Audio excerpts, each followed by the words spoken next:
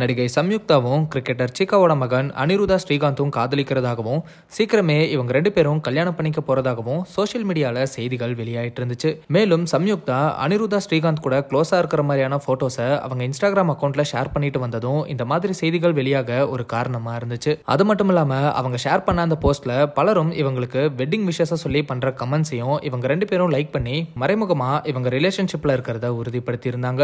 சம்யுக்தாவோட close ஃப்ரெண்டான Vijay பாவனாவும் கல்யாணத்துல சங்கீத் ஃபங்க்ஷனுக்கு dance ஆட பிராக்டிஸ் பண்ணிட்டு இருக்கோம் அப்படின்னு மறைமுகமா இவங்க கல்யாணத்துக்கு தயாராகிட்டு இருக்கிறதையும் உறுதிப்படுத்தி இருந்தாங்க. இந்த ஒரு சூழ்நிலையில சம்யுக்தாவே இதை பத்தி முதல் முறையா பேசியிருக்காங்க.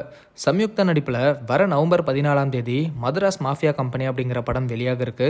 இந்த படத்தை ப்ரொமோட் பண்ற விதமா இப்ப நிறைய இன்டர்வியூஸ் கொடுத்துட்டு வராங்க. அப்படி கொடுக்கப்பட்ட இன்டர்வியூல தான் சிக்காவோட மகன் கூட கல்யாணம்னு வெளியாகிற செய்திகளுக்கு விளக்கம் கொடுத்திருக்காங்க.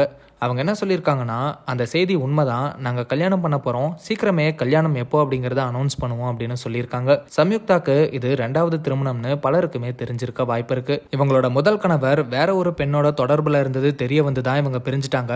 மேலும் அந்த கணவர் விவாகரத்தை தராம அலைய விடுறாரு அப்படின்னும் சம்யுக்தா வருத்தப்பட்டு பேசியிருந்தாங்க. அதை தொடர்ந்து அவங்க எப்படியோ போராடி விவாகரத்தும் வாங்கிட்டாங்க. இப்போ அடுத்த திருமணத்துக்கும் தயாராயிட்டாங்க. அனிருதா ஸ்ரீகாந்துக்கும் இது 2வது திருமணம் அப்படிங்கிறதும் குறிப்பிடத்தக்கது.